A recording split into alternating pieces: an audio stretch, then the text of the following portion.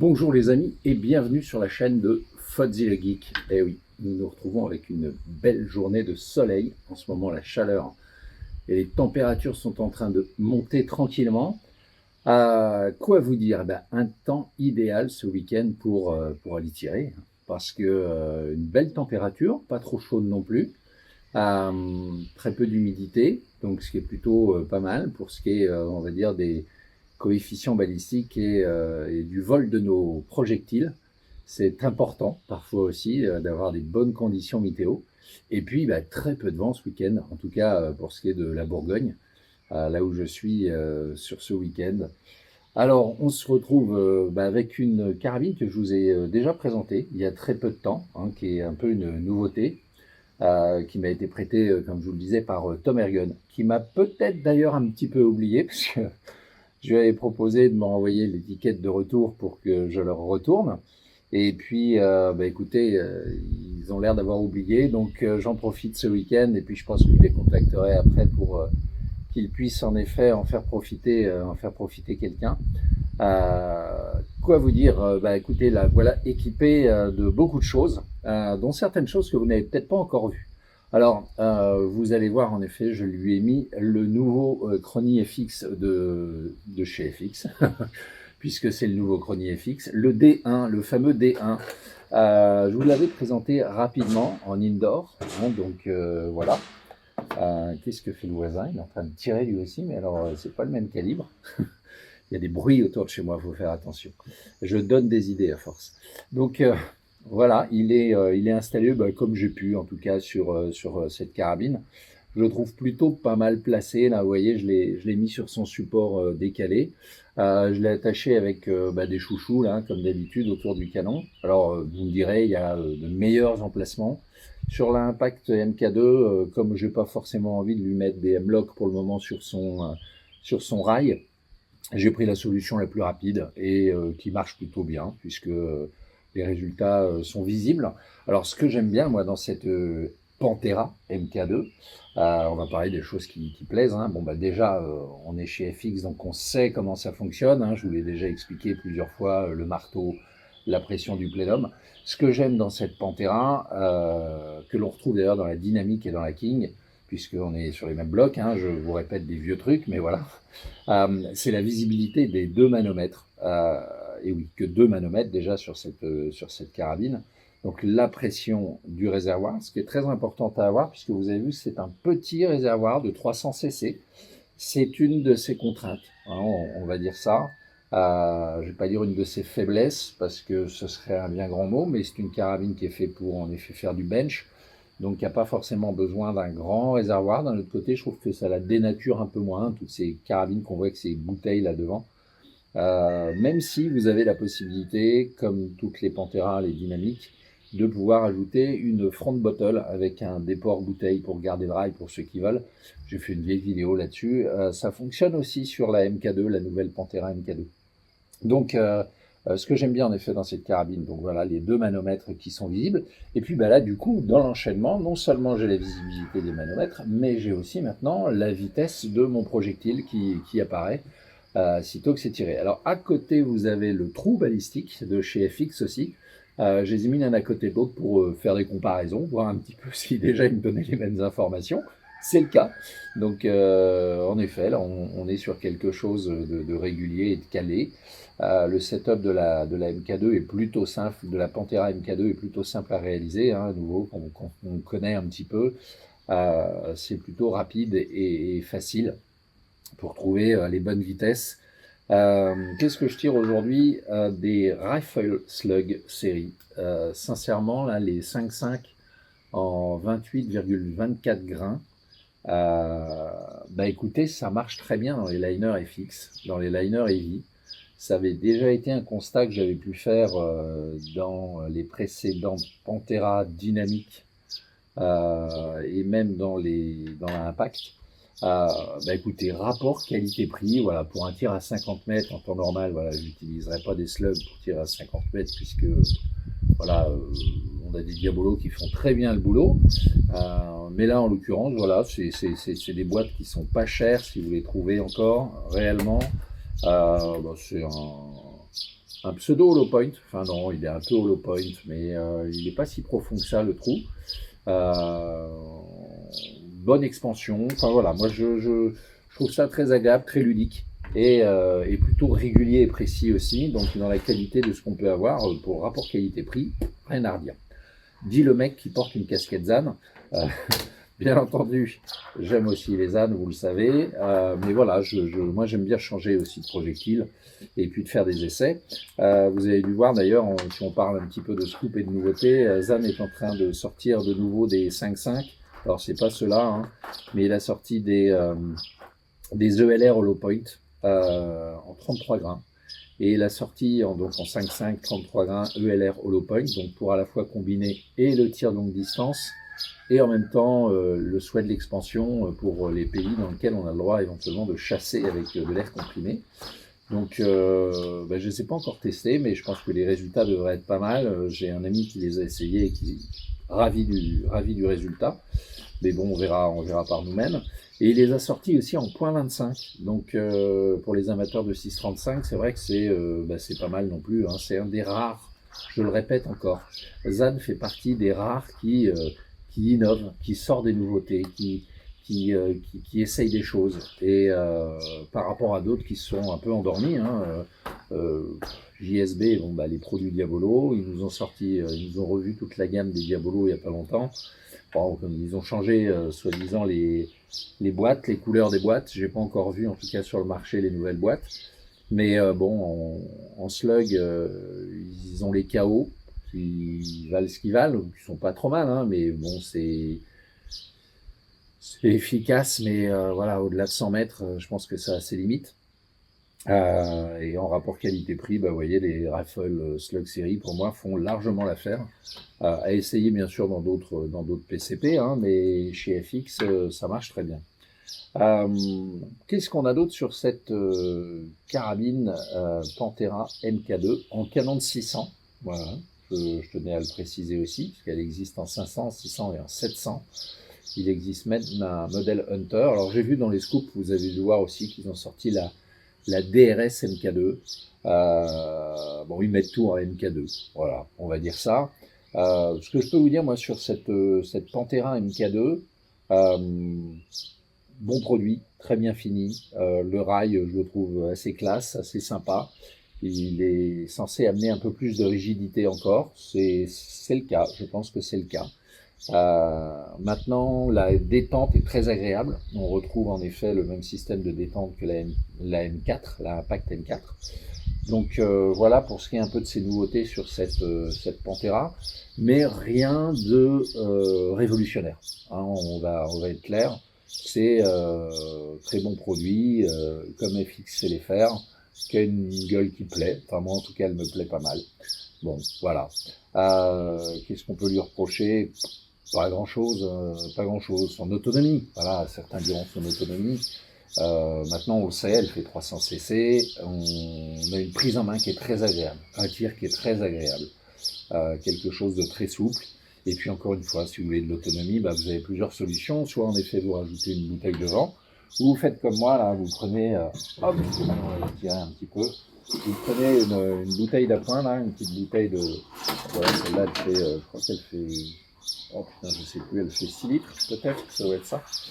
Et puis vous raccordez là sur le côté, voilà, ça gêne personne. Quand vous les épaulez, hop, c'est alimenté autant que vous voulez, puisqu'on est en général sur des tirs en effet qui sont sur bench. Hein, donc voilà, en tout cas posé, appuyé sur une table. Là, elle est à nouveau sur un chevalet de tir. Alors, qu'est-ce qu'il y a d'autre sur cette carabine qui a dû vous attirer l'œil? Eh bien, cette lunette qui est une lunette galactique. Voilà, comme on pourrait en tout cas la décrire. C'est pas une lunette habituelle, c'est une lunette numérique, donc qui est de chez Pard. Donc c'est la TB62-70. Alors qu'est-ce qu'elle a de particulier cette lunette? J'en avais pas encore parlé. Elle a différents modes qui sont très intéressants, qui peuvent en effet vous intéresser pour différentes raisons. La première, l'infrarouge intégré. hein. Alors, c'est important de le signaler par rapport à l'ATN que j'avais testé, où vous avez une lampe à mettre sur le côté. Là, l'infrarouge est intégré. Donc, vision nocturne, infrarouge, qui marche très très bien. Voilà. Deuxième chose qui est intéressante sur ce type de lunette, c'est que c'est une lunette thermique aussi. Et alors là, c'est pour ça que vous avez en effet les deux objectifs sur le devant. Celui du haut, c'est l'infrarouge, voilà, donc il passe en mode couleur, bien entendu, de jour. Et puis derrière, quand vous allez passer de nuit, vous le passez en noir et blanc. Et donc là, l'infrarouge va faire le boulot. Donc ça, c'est plutôt royal au bar. Ça marche très bien. Et puis dessous, eh bien, on a l'optique thermique qui marche excellemment bien aussi. Donc vous voyez, deux objectifs en effet pour une seule entrée, ce qui est assez original. Donc deux moyens en tout cas de mettre aussi, de zoomer, enfin pas de zoomer, pardon, de mettre au point ces deux axes ici et ici. Le zoom, bien entendu, on va le tourner sur cette molette qui est pleine de fonctions.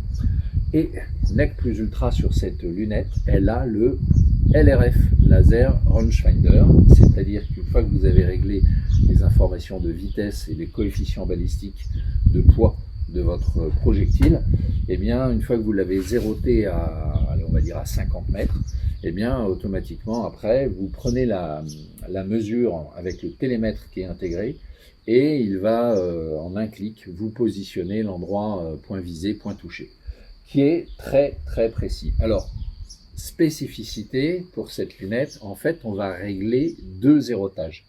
Quand je dis deux zérotages, pourquoi je le précise? Parce qu'on va déjà zéroter à 50 mètres, là, en l'occurrence, je l'ai zéroté à 50 mètres pour l'infrarouge et la vision de jour, et ensuite, on va refaire un zérotage pour la vision thermique. Pourquoi? Parce que c'est tout simplement deux objectifs différents, et que du coup on peut paramétrer les deux puisque on n'est pas du tout sur le même alignement, vous l'avez vu. Alors l'avantage c'est qu'une fois que vous avez indiqué l'élévation du premier, automatiquement, comme il connaît l'écart qu'il y a entre celui-là et celui-là, on n'a pas besoin de le recalculer. Mais quoi qu'il en soit, on doit rezéroter en effet le deuxième objectif. Une fois que c'est calé, eh bien, je vous promets que ça marche du feu de Dieu, aussi bien le thermique que l'infrarouge. J'ai fait des tirs à 100 mètres plutôt précis, dans des plaques de 4x4, donc aussi bien en vision nocturne qu'en infrarouge que de jour, et c'est redoutable. C'est redoutable. J'ai fait des tirs à 112 mètres, 125 mètres, pareil, tout au LRF. Une fois que c'est réglé, que vous avez bien rentré les coordonnées, c'est bluffant. Réellement, c'est bluffant. Le grossissement, on est en x13 en tournant cette molette. On peut monter en x13, on commence à 2,2 et on monte jusqu'à x13, ce qui est plutôt très bien. Bien entendu, c'est une lunette qui n'est pas faite forcément pour du tir de précision, mais plutôt pour de la chasse au nuisible ou même de la chasse tout court. Le résultat est vraiment bluffant. On a une pile qui se met à l'intérieur et qui se recharge. En termes d'utilisation, ça dure un moment. Sincèrement, pour aller au bout de la pile, moi j'ai fait beaucoup de réglages avec à nouveau.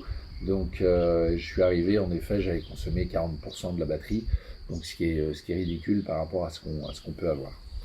Voilà, écoutez, voilà les nouveautés dont je voulais vous parler aujourd'hui.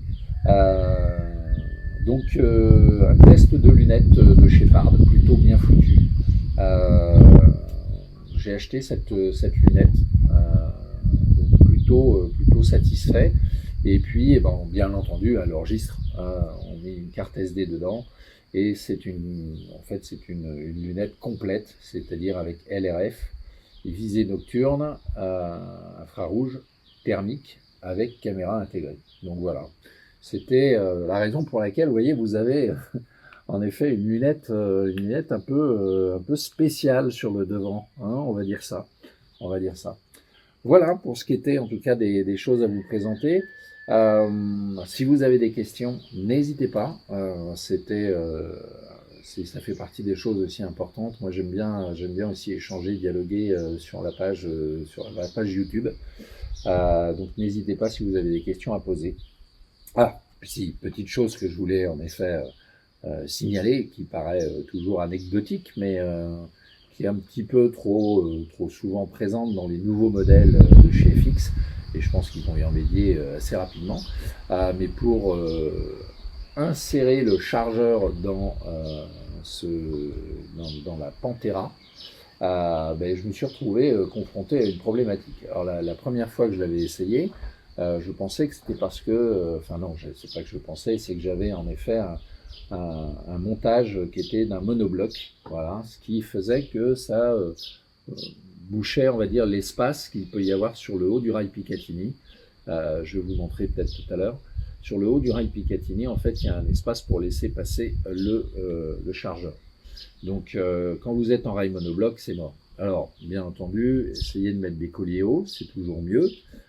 Déjà, ça vous fait gagner en élévation. Alors, encore mieux s'ils sont inclinables, vous gagnez encore en distance éventuellement.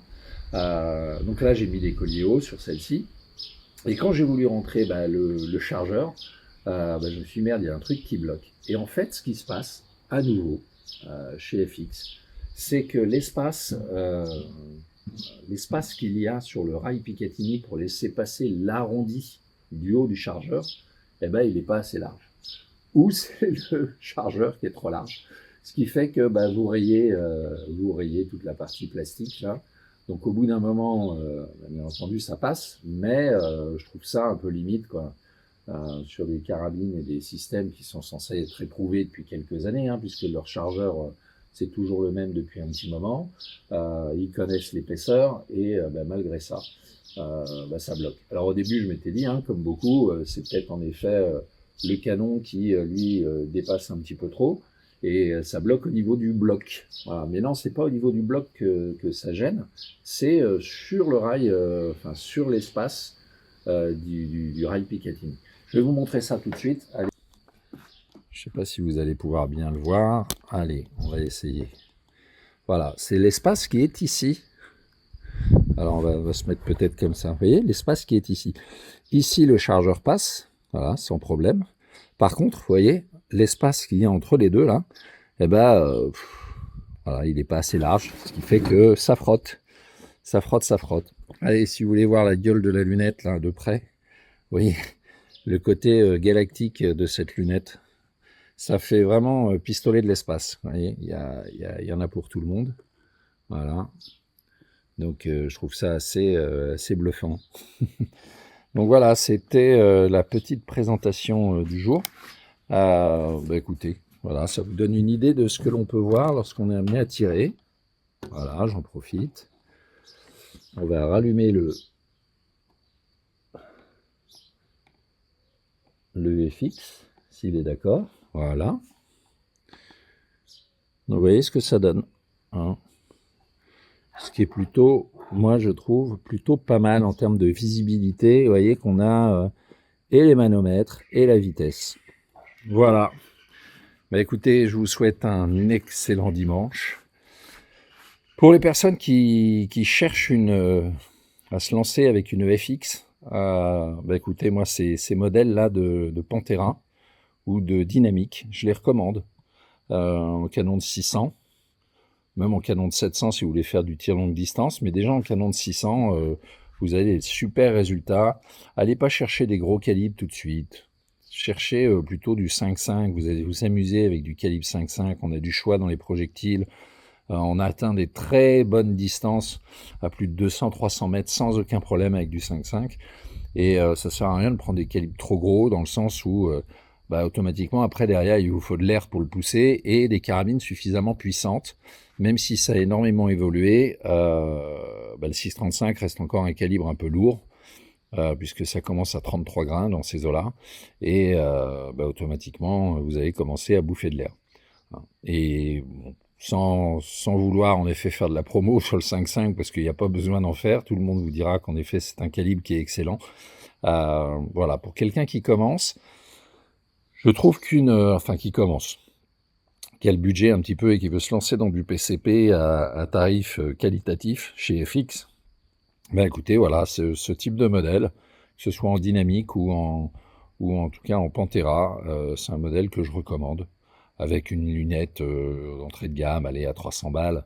Il faut ça, hein, si vous cherchez des lunettes en dessous, vous allez pleurer. Et sachez que souvent on change de carabine, mais on change rarement de lunettes. Donc c'est un investissement plutôt sur du long terme en optique. Donc n'hésitez pas à mettre 300, 350 balles. Il y a des superbes choses chez Discovery Optique, entre autres, hein. Ils font des trucs très très bien foutus. Voilà, lésinez pas sur ce genre de choses. C'est des choses qu'on garde par la suite. Sauf si en effet ça vous plaît pas. Mais même si vous revendez, eh ben, vous aurez moins de difficultés à expliquer ce que vous avez comme lunettes plutôt que d'acheter une chinoiserie qui vous avez peut-être payé 80 balles ou 100 balles, mais qui merde de partout et qui est connue de personne. Voilà. Ok, bon, ben écoutez, voilà. C'était Fozzy le Geek qui vous souhaite une excellente fin de week-end. Allez, ciao.